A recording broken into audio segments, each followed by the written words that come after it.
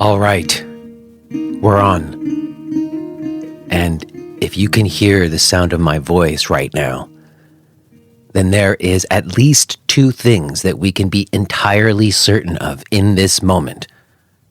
One, you exist. Two, this is Jay Brown Yoga Talks podcast. And my name is Jay Brown, and I'm glad you're here. Thank you for listening. Welcome to you, whoever you are.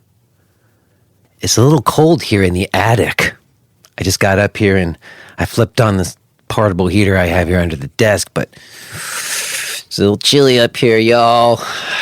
We had our first snow here in Pennsylvania, but the temperature has dipped down a little bit just below freezing, and the snow is slowly disappearing.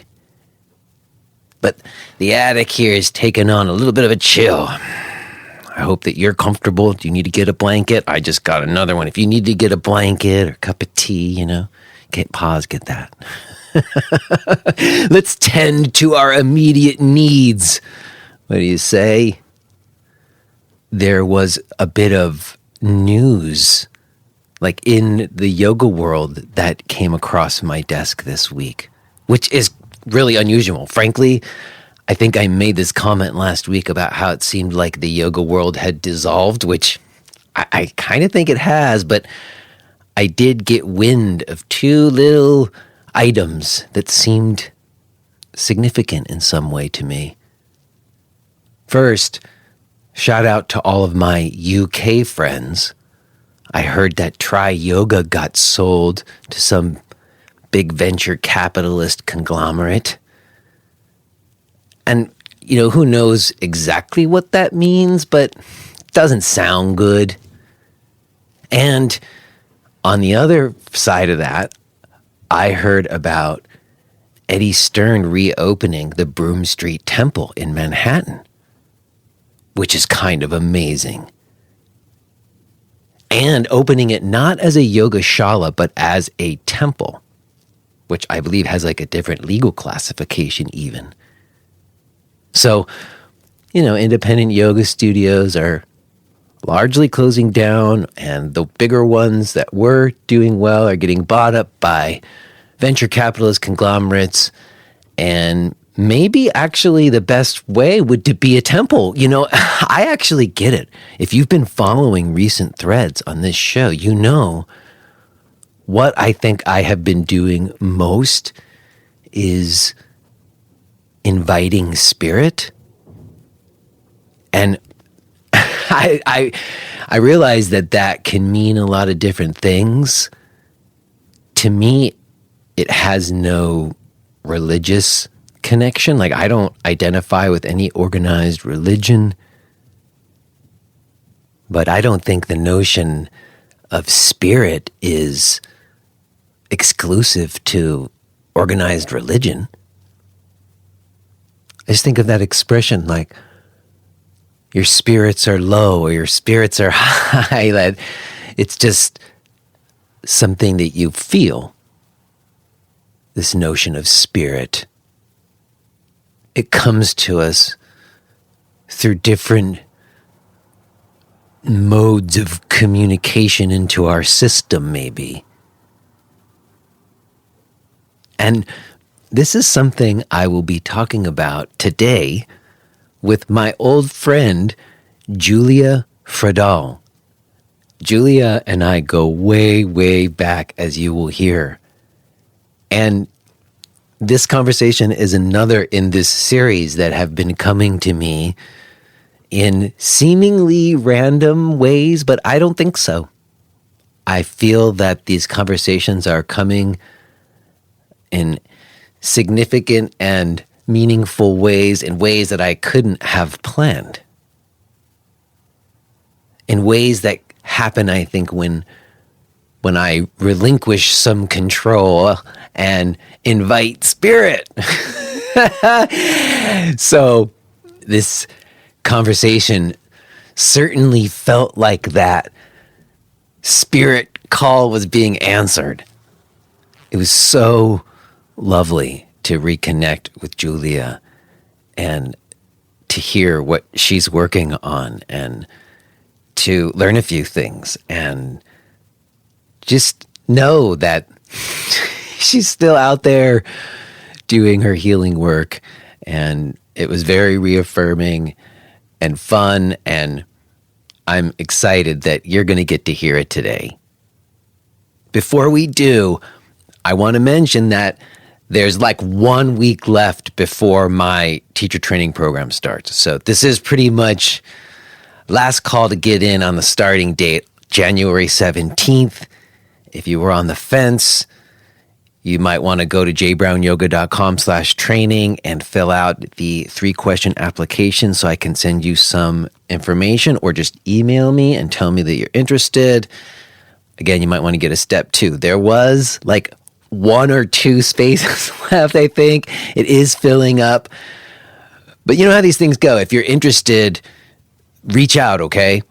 It's very possible that we can have a spot for you if you want to get in on it. jbrownyoga.com/training. Also, let me not neglect to take a moment in gratitude to our podcast premium subscribers, because this show is entirely listener supported at this point.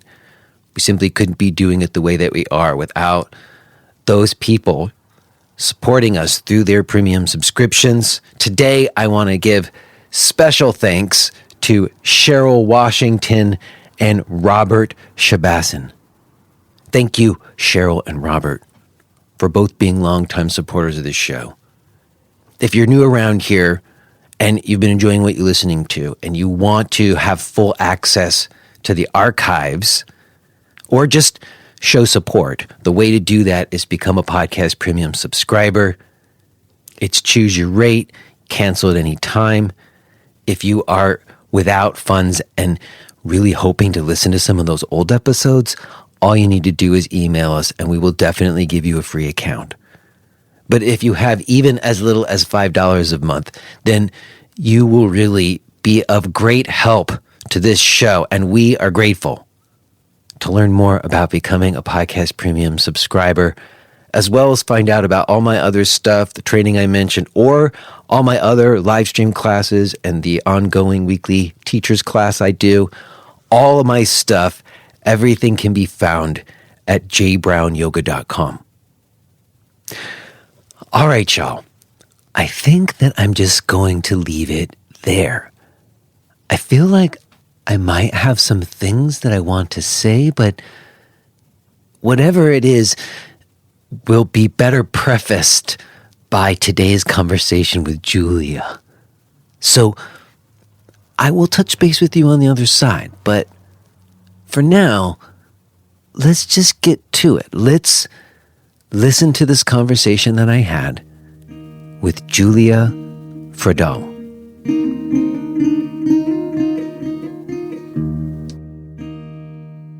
Hello? Are you there? Yes, I am here. Hi, Jay. It's Julia. Hi, how are you? I'm doing okay. And you know something? The little name for your, login was Jaybird. Oh, yes, I see it is. No, that's okay. Don't change it. You know, there was another time in my life where someone very dear to me used to call me that. Is that right? Yeah, and so just now I saw that and my heart filled up and got all big right before I answered the call. So it's a perfect way for me to reunite. Hi, how are you? Wonderful. I'm well. How are you? I'm okay. I'm enjoying the moment. You know, I've been utilizing this show to stage these reunions with people like you. So nice. And people who I met at what feels like a lifetime ago. Yeah. At a time when yoga was really burgeoning and I think the people I'm reaching out to are when I see people who are still working in that arena all these years later still, because a lot of people have moved on to other things. Yeah. Yeah. So I saw that I've noticed you still doing your thing, and then just recently I happened upon something that you put out, and I was like, "Oh my God, Julia!" So I'm so glad to have this moment. Thank you for taking up the invitation. I'm so glad as well. It's really, really nice to hear your voice. Well, I was thinking back, and I know we met before this, like in Allison's class, I think. But I really remember you from that space on the corner of Greenpoint and Noble Street on the second floor there. Yes. I'm trying to remember, did you have that space first, or did Hannah have it there as Noble Yoga first, or Melissa McKay used to have that space? I'm trying to remember. Do you remember? Yeah, I remember. You and I actually met at Go Yoga when we were both teaching there. Okay. So yeah, and the Noble Yoga space in Greenpoint was Hannah Casey's space, right? And I was teaching there and trying to help her get that off the ground. But yeah, that was a really beautiful and sweet space. But didn't you also take over and like live in that space for a time, or you were just helping out with Hannah? I didn't take over. I was living in that space for a short while as part of our agreement and as a way that was actually helping me fund my music project that I had at the time. Right. That's what I remember. You were making music at the time. Yeah. I'm curious, before we go back there, because I want to continue with that reminiscing, but I'm more curious, where are you right now? I have no idea where you are in the world. So in the world, I'm on a little mountain in a little forest in Southern California. I live in a small town called Idlewild. Okay. Do you know where that is? I have. You used to live in LA. I grew up in the San Fernando Valley of Los Angeles, so I have some knowledge of that. I know of that place, but I have never been there. Yeah, it's super beautiful and really quiet and charming, and it's about 2.5 hours east, a little bit south of Los Angeles, and it's the mountain range that is just prior to Joshua Tree, which is a place that a lot of people know. Right. So that's where it's located. And it's probably valuable to mention that occasionally I might cut out a little bit as a result of living here. So I just want to give you a heads up about it. But if that happens, you can just imagine the mountains and the trees. So that's why that will happen. And all the forces that are interrupting our Ethernet connection are just fine. No, don't worry. We'll make do with whatever happens. We're good for now. I hear you loud and clear. Great. And where are you? May I ask where you are, sir? Oh, I am in Pennsylvania. I was in Brooklyn up until 2017, and then I moved here with my family about an hour and 45 minutes away to a place called Easton, Pennsylvania, which is the first town on the other side of the border after New Jersey. Got it. So, I moved to be in the trees, basically. Like I can walk and be in some natural lands in 5 minutes from my house, and that was like a big part of the move, is feeling like I needed to be able to access that. Yeah, it's so important. Wow. All right. So, but back, it must have been, early 2000s that we're talking about when we were in Brooklyn together, and when you were. What I remember, I guess I didn't really remember that we taught together at Go Yoga. My memory is that you weren't as fully into the whole teaching at a million different centers because you had this other thing going on. You were making music, but maybe I'm wrong. Maybe you were teaching at a million different centers like I was. How much of your life was about yoga and how much of it was about other things around then, if you remember?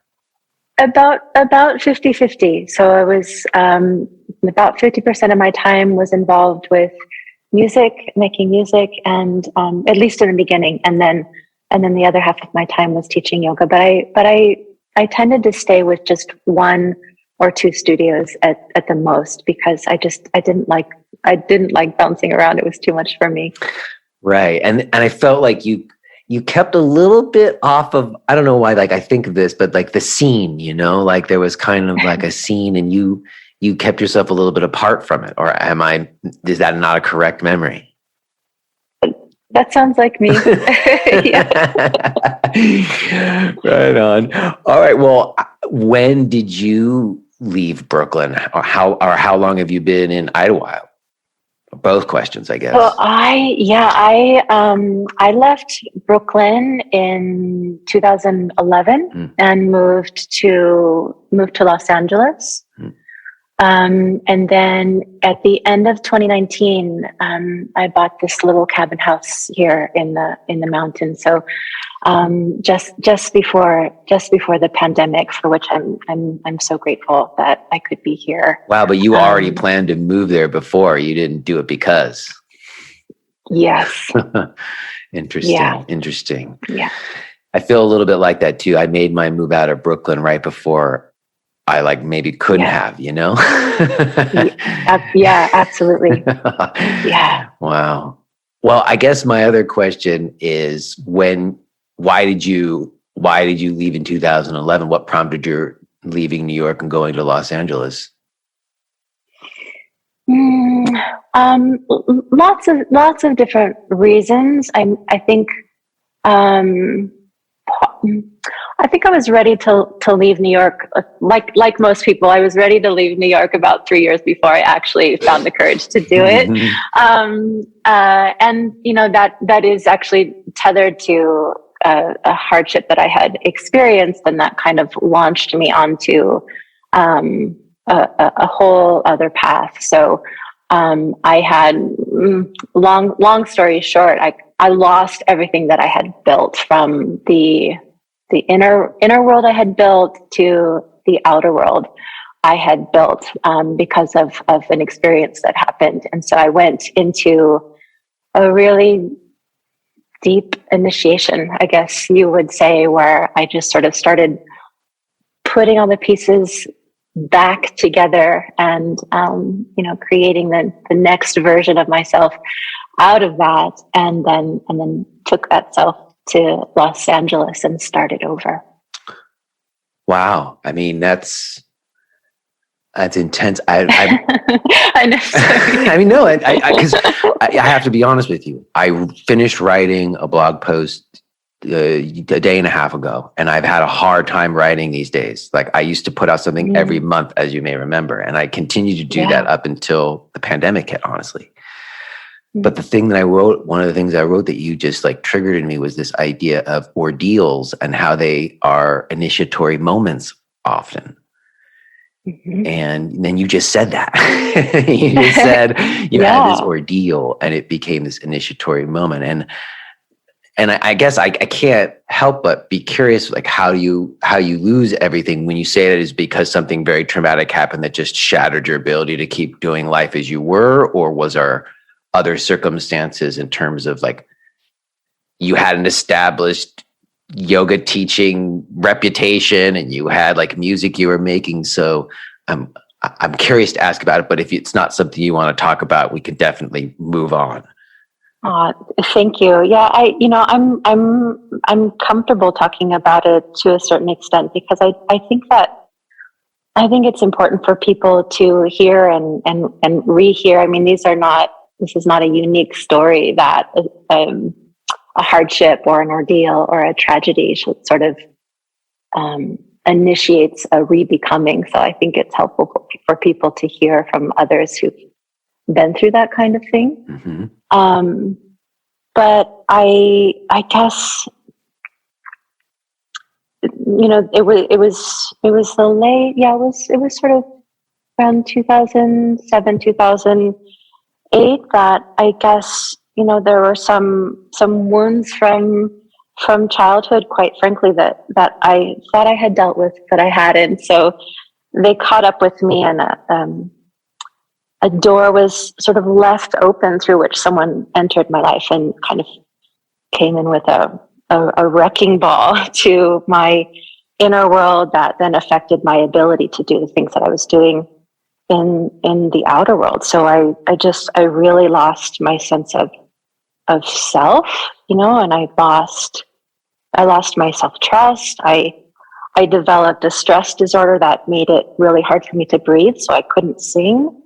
And I also, had a really hard time teaching and feeling authentic in those teachings while my own life was falling apart so much. So everything kind of came to a halt, and I just the only option available to me at that point was a really deep healing path and path of self-discovery, and also just became a path of really going deep into understanding the world and the laws of nature and all the wisdom in Taoism and Buddhism. And I went on walkabouts and studied with shamans. At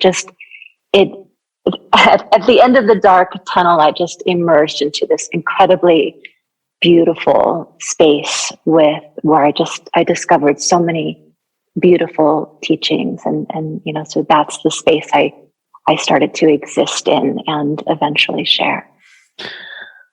Wow. I mean, so much there. You specifically use this word walkabout, which I haven't heard someone refer to, but I use that word because I think in my sort of adult life, there are 2 times in my life where I feel I went on some sort of walkabout.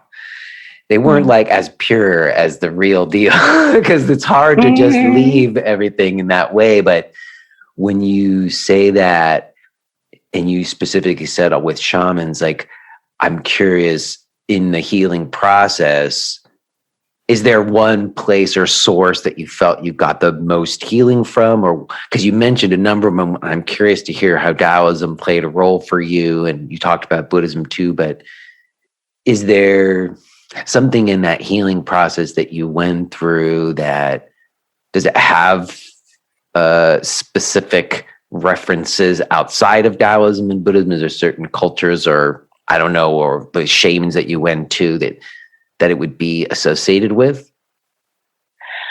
I think it is, rather than like a specific shaman or a specific moment that was particularly transformative, I think it was the alchemy of all of it coming together in different ways.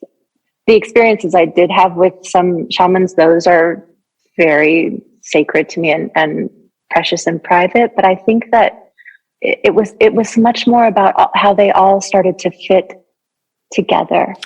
I'm not sure if that's too vague. No. I made my question clearer for me, is that I guess what I'm hearing, and I'm looking for some clarification, it doesn't sound, it sounds like it was somewhat self-guided on your part. Like there wasn't like someone, a shaman who told you which way to go, but you were having to figure out the map on your own as you went or something.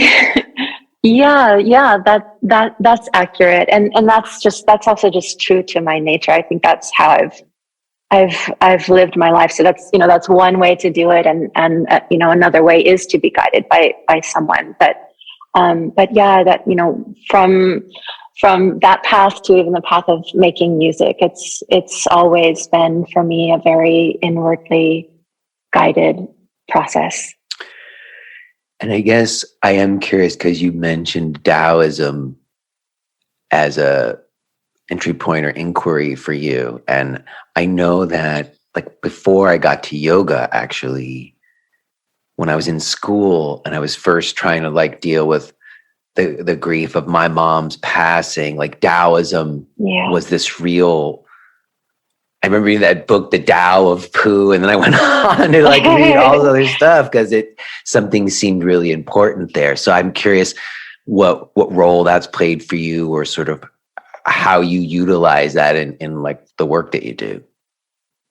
Oh, I would love to hear more from you and your experience about that too. Sure. I mean, I will always chime in. I usually do. Yes.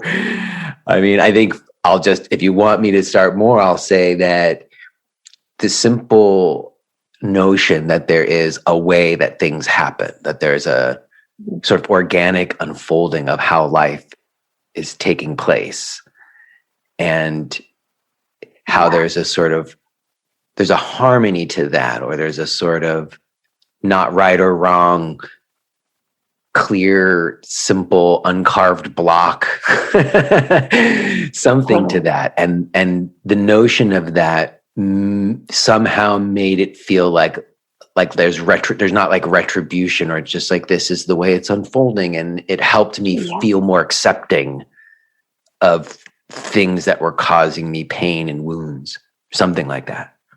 Yeah, I love that. Yeah, I think Taoism helps so much in finding that quality of surrender and letting go to being part of a bigger process. Yeah, and I think right now it's actually such a valuable philosophy because I think we're so scared as a people and as cultures that we're grasping so hard, and we're almost obsessed with certainty as a way of compensating for how much uncertainty there is, And I think that Taoism, it just invites us back into wonder and curiosity and the beauty of not knowing and surrendering. I think that's so valuable to find these times in particular. And do you do what the Tao Te Ching, or where you you throw the things or the coins? Oh, the I Ching. That's I Ching. That's something else. No, I think the way that Taoism is currently in my life, and also in my personal life and in my teachings, is one in the way that you just talked about it. Just as a practice of letting go and surrender and being part of this bigger thing that is just organically unfolding. I sort of came into it by way of a form of psychology called process-oriented psychology that is led by, or that was established by a wonderful man named Arnie Mindell. So the Tao is a big part of process-oriented psychology. But more directly, it's in the dream work that I do, which dream work is just. I saw that. I want to get to that later, but let's not get there yet, because I want to talk to you about dream stuff. Because I noticed that you had a bunch of stuff on your website about dreams between the time we exchanged emails and now. And we'll definitely get to your Global Compassion Project too. Don't worry. Great. But I guess I'm very curious about what you just said about process-oriented psychology.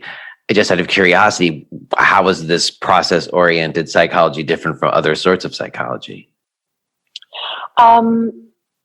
Because it's distinct. Its unique position is the way that it values process rather than just outcome. And so it's a way.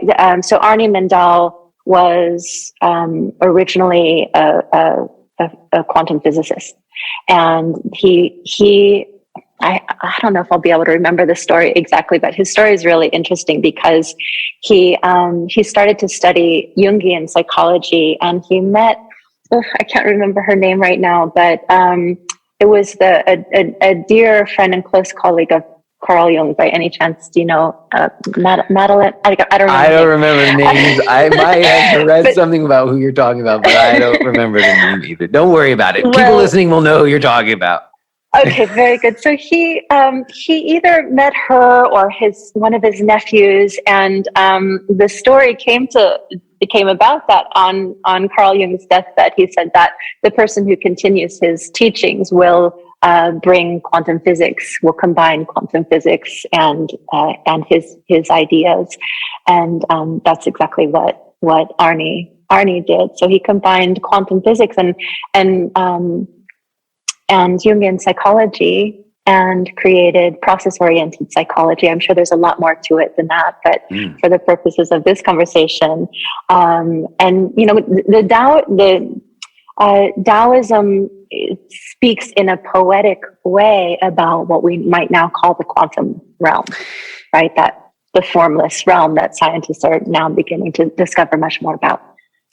I mean, I hear you. I wrote process, poetry, Tao, because it seems like that's something I've been exploring with a number of other people on this show in conversation about how like these idea of fields and energy fields and this idea of what quantum physics is, the implications of what people are discovering there are, and how in certain ways it invites or wants like the language of poetry and song more than like science in certain ways, although that sometimes creates all kinds of unnecessary rifts. But I think there does make sense to me that if it's going to be about process and how things unfold, it needs to speak in a way that's more poetry oriented. Why do you think that is? Well, I think that is because, you know, as brilliant as our rational minds are, they do have their limitations. And I think that poetry and symbolic language they reach us in a place that is bigger than the rational mind, that doesn't really fit in its containers. You know, that speak to the heart. When the heart has, like, as a physical organ, it actually has its own way of knowing. So I don't know. That's my answer to why that is. I think poetry and symbolic language is able to sort of reach us in deeper places that are beyond the functioning of the rational mind. Right. Sometimes I used to say it because I studied theater and then I got into dance, and theater had a way of communicating that sometimes was like sort of more embodied feeling, but also had a lot to do with like plot and character and story and all this stuff. But like dance communicated in this heart immediate way where you didn't even have to know what it was trying to say. You just felt something. Yeah. And so it seems like the thing that poetry and dance and song and ritual and these things do is it can be facilitation of certain like undeniable feelings that don't get explained or by like other ways of kind of quantifying or analyzing experience or something. Yeah, totally. And you know, it's interesting, Jay, is are you familiar with Werner Herzog? Are you a fan of his film? Yes, I am. So there's this beautiful film called The Cave of Forgotten Dreams that is about these. Are you familiar with that one? I have not seen it. Oh, it's so beautiful. And it's about this cave. It's called the Chauveau Cave in France, where they discovered not too long ago, actually, some of the most beautiful drawings by the earliest Homo sapiens. And in that film, one of the anthropologists shares that the main difference between the Homo sapien and the Neanderthal is our spiritual inclination, which they which they sort of determined by, you know, just the drawings that they were seeing and the objects that they had been making. But that's the primary difference they discovered between the Homo sapien and the Neanderthal is our spiritual inclination. And I think that without that, or if we let that get inched out of our lives, out of our need for certainty or very materialistically proven things, I think we suffer a lot. I think a large part of our being is left hungry. Yeah, and it certainly feels like I feel kind of the yearning in me for, I think that's what brought me to yoga originally. I think in the early times of yoga, back in the early 90s, when I first started showing up to classes, you were there.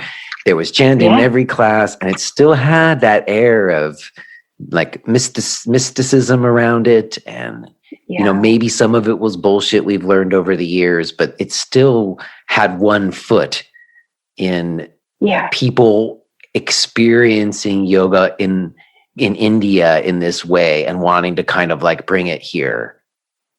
Yeah. And so they still had it's, I got into it because I had had experiences, and yoga seemed to be a vehicle to understand them more, And when I say experiences, I mean like a deathbed experience. And like you started this conversation, I had an ordeal in my life that was an initiatory moment. And I was trying to understand it. And yoga presented itself as a means to do that. But that changed over the years. By the time you left in 2008 or whatever, I had opened the center in Williamsburg, and I was still trying to do my thing, but the scene and yoga had really kind of changed in those parts. And then it was much more about like, I don't know, like functional movement and other things that I was trying to find my avenues through, but it wasn't about spirit necessarily. I certainly wasn't talking about that at all. But did you yourself weren't talking about it because you didn't feel like there was, why was that? Well, I think that, I was talking about it for a long while. And then I think in my own personal practice, it's always been the case. But I think at some point professionally, like a lot of folks, I got wrapped up in like social media hit, and kind of we all became brands, and we all had to market our stuff or whatever and become like entrepreneurs and have now our teaching was also a business. Like everybody was saying that, And I didn't ever really do it like a business. Like the center I just got lucky. Like it just worked until it didn't work anymore. I didn't really have I didn't have a good spreadsheet at that time. I do now, but I think that to your question, what happened for me is that I do think at some point I felt like I needed to do more what people seem to want or what the market seemed to ask for. And if I had to downplay certain other aspects. So right towards the beginning of the pandemic, I really had I'd stopped doing a lot of the chanting that I used to do because people just didn't seem as into it anymore. But that's changed. In the last 2 years, I needed these things for my own well-being, so I didn't care anymore whether or not I was going to ingratiate new people. I just was trying to survive because everything's been so tweaked. But it definitely is why I'm having this conversation with you and have been having it on the show a lot, is because my process of kind of like healing through the last 2 years has meant exactly what you just said. I need like rituals in my life where I sing the song of life. I don't know how to say it another way. I keep saying it that way. That like I've been reading about indigenous cultures and how they sing to the rocks and they sing to the trees and then they sing back to them. And I feel that there is something about this animate world that we're living in. And I think that's why Taoism seems to be expressing that. Like Taoism acknowledges the world as having these ebbs and flows and forces to them. Its own life force. Yeah. Right? It exists in a context of that world rather than like a postmodern world of randomness that we're in. Yeah. Yeah. And I guess that really does a good segue to dreams, because dreams are also considered to be sort of like portals into these fields of consciousness, as some people might consider them. So when did like looking at your dreams or working with your dreams start to become a thing for you? Was it in this process of healing after you left New York? Yes, it definitely was sort of started to ripen and swirl and really in that period just before I left New York. And then when I was so in love with the beauty of what I was discovering through that world that I just continued to sort of immerse myself and study and share it when I moved to Los Angeles. And when you work with dreams, like where does that come from? Like I saw you wrote, like, I think it was something like, you can't Google the meaning of your dreams. I saw that post. So I'm curious. I had, some experiences at a certain point.